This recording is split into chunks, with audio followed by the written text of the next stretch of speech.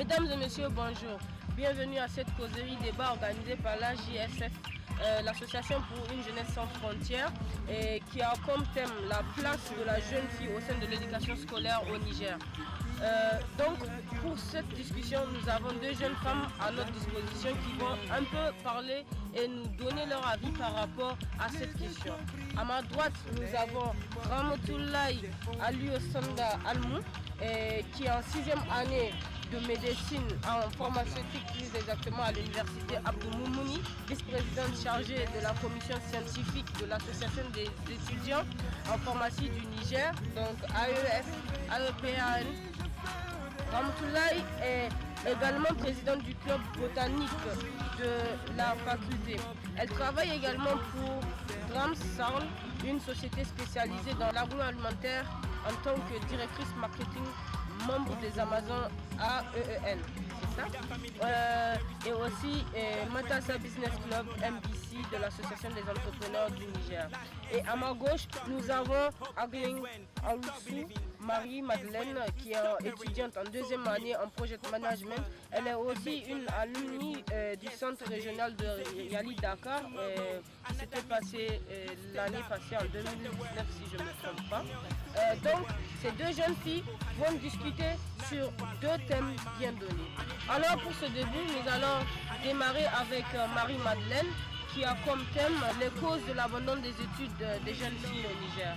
Qu'en pensez-vous? Ok, déjà, merci beaucoup. Bonjour à tous. Aujourd'hui, nous allons nous entretenir sur les causes de l'abandon scolaire des jeunes filles ici au Niger.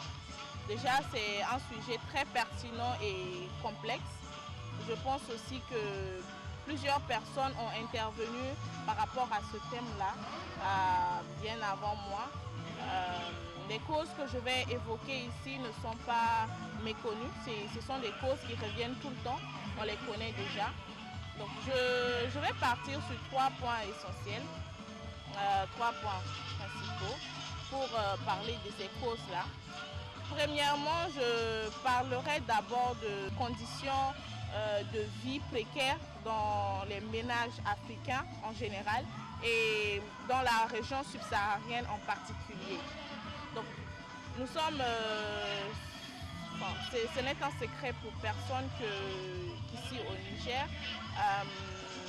les familles vivent dans une situation de précarité qui n'encourage pas vraiment les enfants à continuer leurs études et plus précisément les filles. Déjà parce que le choix il est fait. Quand par exemple un père doit choisir entre son fils et sa fille, il choisit clairement le fils. Et parfois, vu ces conditions qui sont un peu difficiles, les mamans sont obligées de se rendre au marché pour faire un petit commerce, histoire de subvenir à leurs besoins. Et la jeune fille se retrouve plus ou moins obligée à aider sa maman. Donc elle se retrouve entre les deux, l'école et le marché. Et généralement, arrivé à un certain moment, le choix il est fait, la fille elle sera un peu confuse. Elle choisit clairement d'aider sa maman au marché et petit à petit elle prend goût au commerce et toutes ces choses-là et l'abandon de l'école, elle quitte vraiment très tôt les bancs. Alors, deuxièmement, je vais parler d'une question qui est très sensible ici au Niger, la question du mariage. Déjà, le mariage en soi n'est pas une mauvaise chose. Chaque être humain est appelé à se marier et fonder une famille, même si ce n'est pas une finalité. Mais le problème, il n'est pas le mariage. Le problème, il est plutôt ce qu'on fait après le mariage. Ok, on peut se marier et continuer aussi ses études. Mais le constat qu'on fait, c'est qu'après le mariage, les filles abandonnent les études. Et j'aimerais revenir sur ouvrir une petite parenthèse sur le mariage forcé. Dans les autres pays de la région subsaharienne, les filles sont contraintes de se marier. Enfin, il y a d'autres qui fuguent même pour exprimer leur désaccord face à enfin, comment je vais l'appeler. Mais le constat que moi j'ai fait ici au Niger, c'est que les filles nigériennes ont accepté cette situation où, arrivées à un certain moment, elles doivent se marier. Donc pour ne pas se retrouver face à quelqu'un qui ne les convient pas, ça vient d'elle-même, c'est tout naturel. Donc c'est une question psychologique. Si on parle de ça à quelqu'un, il va dire que non, c'est pas un mariage forcé parce que la fille, ça venait d'elle-même. Mais on oublie que c'est vraiment psychologique. C'est psychologique et il faut vraiment essayer d'approcher les autorités qui sont placées pour trouver des solutions à ce fléau-là, doivent aborder ce problème-là d'une autre façon et trouver une autre solution parce que c'est vraiment une question psychologique. Alors, je vais terminer avec une forme de dépendance financière, pour ne pas dire une certaine paresse que les jeunes filles développent juste après leur mariage. On nous a tellement inculqué dans la tête que l'homme est celui-là qui doit subvenir aux besoins de sa famille.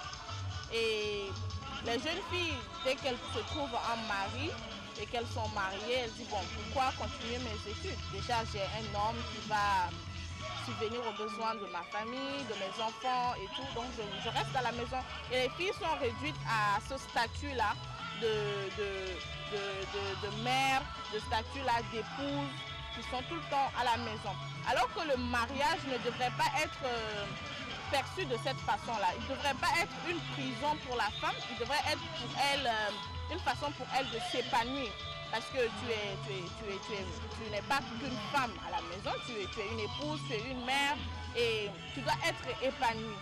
Mais non enfermée dans une sorte de bulle et tout ça. Donc, la plupart des cas, si les filles abandonnent les cours, c'est aussi par suivisme parce qu'elles se disent, voilà, ma soeur, elle s'est mariée, ma grande soeur s'est mariée. Aujourd'hui, elle vit bien, elle n'a pas continué ses études. Et voilà, son mari il prend bien soin d'elle. Donc ce sera forcément le cas pour moi. Ce qu'on oublie, c'est que les hommes, ils ne sont pas pareils. Et je pense que Ramatoulaye nous éclairera sur les conséquences qui viennent après ça. Et voilà, pour ma part, c'est selon ma compréhension, mon niveau de compréhension, les trois causes que j'ai retenues de cette situation d'abandon scolaire des jeunes filles ici au Niger. D'accord. Merci beaucoup, Madame Marie-Madeleine, pour ce partage. Donc, nous allons directement continuer avec Mademoiselle Ramatoulaye Aliou, qui va cette fois-ci nous parler des conséquences directes et indirectes sur leur propre développement et celui de la nation. Alors, Mademoiselle. Merci beaucoup de me passer la parole. Et je remercie aussi l'association pour une jeunesse sans frontières de m'avoir invité pour prendre part à ce débat un peu plus haut. Donc, concernant les conséquences que Madeleine a données, je pourrais donner comme conséquence directe sur la jeune fille le fait que quand elle abandonne l'école dû au fait que ses parents n'ont pas les moyens ou bien elle a été vite mariée, déjà il y a un abandon de ses rêves. Ses rêves sont, peut-être elle a rêvé d'être médecin, elle a rêvé d'être avocate, donc elle a abandonné ses rêves pour se marier ou bien quitter sa famille et c'est pas forcément elle va pouvoir atteindre cet objectif-là. Donc il y a une sous-estime de soi même de la part de cette jeune fille. Psychologiquement, elle voit qu'elle n'a pas pu réaliser ce qu'elle voulait et aussi parfois certaines même n'ont plus confiance en elle. D'autres aussi pensent qu'elles ne pourront pas réellement continuer les études parce qu'il y a les maternités, il faut s'occuper de sa famille. Il faut être peut-être une mère au foyer. Donc psychologiquement, la jeune fille n'a plus cette force-là ou bien ce leadership d'atteindre ses objectifs. D'un autre côté aussi, si on prend l'aspect physique de cette jeune fille, si c'est une fille de 12-13 ans, il y a vraiment ce risque d'avoir la fistule obstétricale. Je ne sais pas si vous connaissez ça, mais c'est très souvent, ça touche plusieurs femmes ici au Niger. Ces femmes-là ne peuvent plus, pour définir un peu la fistule, elles ne peuvent plus retenir leurs urines. Juste après l'accouchement, elles ont des déchirures ou bien des séquelles suite à l'accouchement. Et c'est encore un autre problème au niveau social. Elles sont même parfois abandonnées par leur famille, leur mari, et elles sont mises à l'écart. Ok. D'un autre côté aussi, si on regarde toujours dans la jeune fille, économiquement, elle reste dépendante. Elle reste vraiment dépendante puisqu'elle n'a pas pu avoir un certain niveau qui va lui permettre de pouvoir faire son petit business ou bien de s'épanouir financièrement. Maintenant, si on prend au niveau national, sachant qu'au Niger, les filles représentent un peu plus de la moitié de la population. Donc, ça fait baisser le taux d'analphabétisation par rapport aux autres pays. Le taux est bas, vu que les femmes représentent un peu plus de la moitié.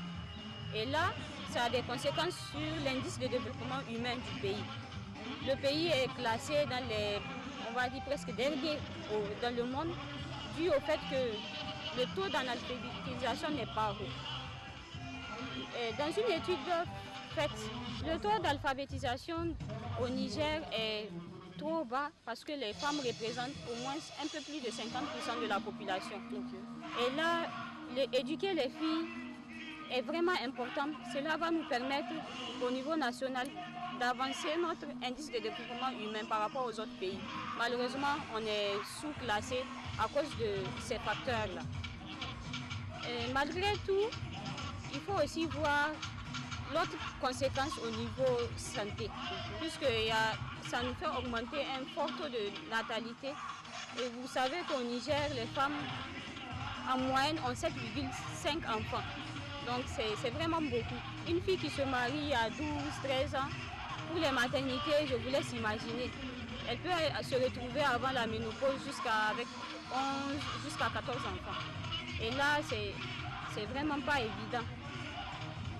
Au niveau financier, pour la famille, c'est pas supportable. Et même la jeune fille, elle n'est pas éduquée, elle ne peut pas forcément transmettre cette éducation à ses enfants-là. Maintenant, pour compléter, certes, le gouvernement fait de son mieux. Donc, éduquer une fille, c'est réellement éduquer toute une nation. Nos différents États, surtout africains, devaient donner beaucoup d'importance à l'éducation des filles, mais surtout à travailler sur cette mentalité-là, qu'après peut-être le mariage ou bien, surtout après le mariage, qu'il ne faut pas que les filles laissent tomber, mais plutôt continuent leurs études, puisque le mariage, d'après ce que Madeleine a dit, et d'après ce qu'on sait, ça n'empêche pas à une fille de s'épanouir, au contraire. Alors, mesdames et messieurs, vous l'avez très bien écouté. Elle a dit, d'après ce qu'elle connaisse, le mariage n'empêche pas à une fille de s'épanouir. Alors, nous sommes à la fin de ces deux présentations.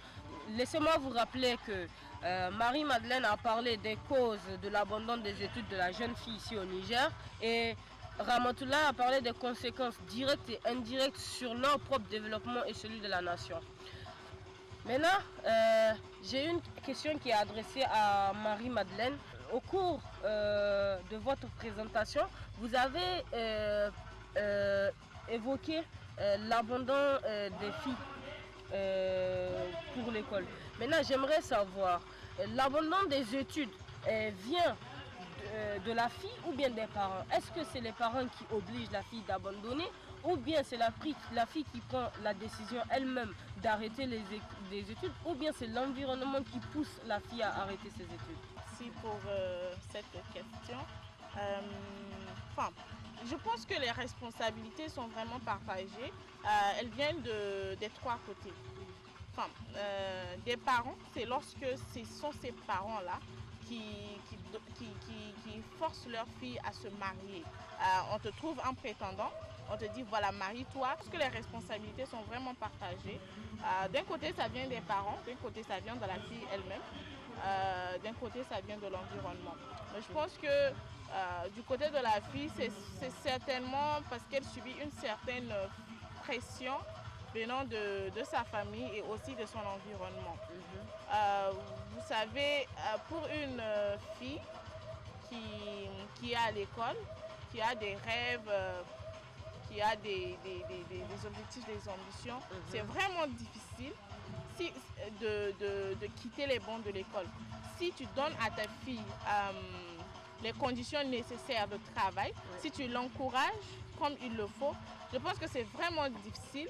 Bon, c'est vrai qu'il y a des brebis galeuses, excusez-moi du terme, mais si tu donnes vraiment les conditions, tu la mets dans les conditions et tout, c'est vraiment difficile qu'une décision comme ça émane d'elle. Maintenant, comme je l'ai dit tout à l'heure dans mon intervention, le mariage est vraiment perçu vraiment de façon vraiment particulière ici au Niger. Parfois, les filles, elles ne sont pas contraintes de se marier. Hein. Je connais des familles qui encouragent vraiment leurs filles à continuer leurs études, mais c'est plus aussi une question de suivisme. Le mariage est devenu comme, en quelque sorte une compétition, je peux dire. Aujourd'hui, je me rends à un mariage, je vois l'attention qu'on porte à la mariée, je vois la fête, je vois tout ça et je me dis, voilà, moi aussi j'ai envie de vivre ça. Mais la cérémonie de mariage, c'est juste une soirée. Hein. Le mariage, on se marie pour toute une vie. Donc du coup, il n'y a pas une mûre réflexion qui est faite derrière la décision d'une fille, enfin, de se marier. Elle se marie, voilà, juste comme ça. Et dans la plupart des cas, c'est le divorce qui s'ensuit. Il n'y a pas plus qu'hier. Je ne sais pas si l'information est vérifiée. Je parcourais les réseaux sociaux et il y avait l'histoire d'une fille qui se serait mariée et 2 jours après, voilà, je crois que c'est la semaine d'après, elle serait divorcée.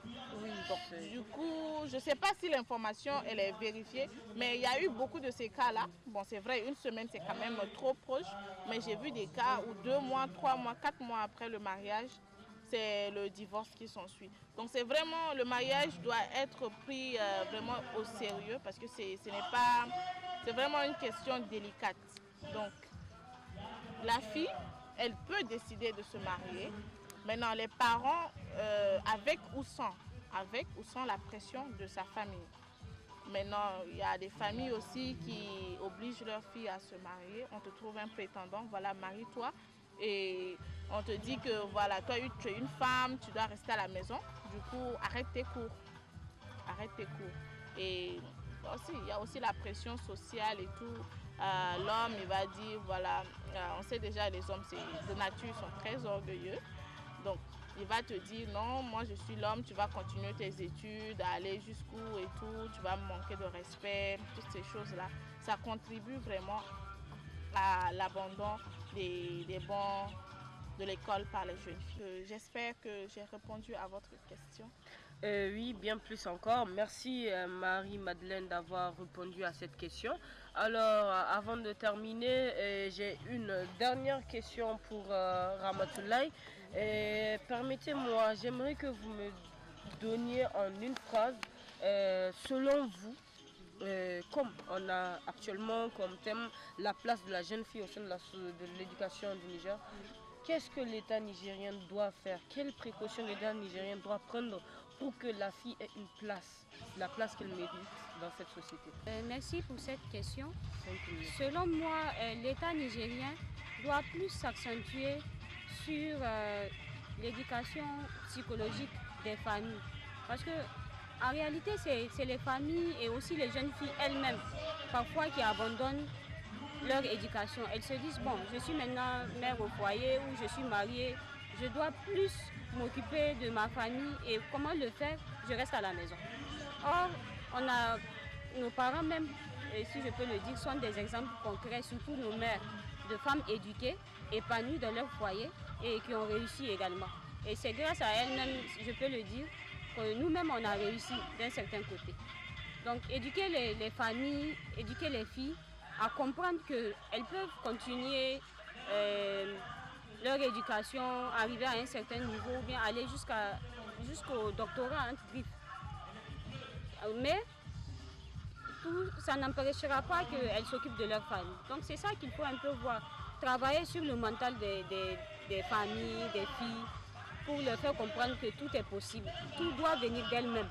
Donc rien ne doit leur empêcher d'atteindre leur objectif. Puisque déjà le gouvernement aussi a fait des efforts, on a essayé de maintenir la fille scolarisée jusqu'à 16 ans, c'est déjà bon. Jusqu'à 16 ans, je pense que c'est un peu proche de l'âge adulte. Donc généralement à cet âge-là, les filles peuvent décider si elles veulent continuer ou pas d'elles-mêmes. Donc c'est déjà une sécurité et on promouvoit aussi l'éducation des jeunes filles. Donc vraiment je pense que le gouvernement a fait beaucoup sur cet aspect, mais il faut plus accentuer sur l'aspect psychologique pour mieux impacter. Alors, merci beaucoup Ramatoulaye pour cette réponse. Et, mesdames et messieurs, nous sommes au terme de ce panel et n'oubliez pas, elle avait dit lors de son intervention, sur 100 jeunes filles, il y a au moins 75% qui abandonnent l'école avant d'arriver en 3e. Et cela avait été présenté par la directrice de la promotion de la scolarisation de la jeune fille ici au Niger. Alors, nous sommes à la fin de ce panel. Mesdames et messieurs, c'était Hawa Omarou Moussa, présidente des étudiants de EDU, directrice de l'entreprise STY, qui en réalité veut dire Save them yourself, donc sauvez-vous vous-même. Nous avons assisté à un échange d'idées vraiment excellent, passionnant, et nous attendons vos commentaires sur nos différentes plateformes et réseaux sociaux. Merci.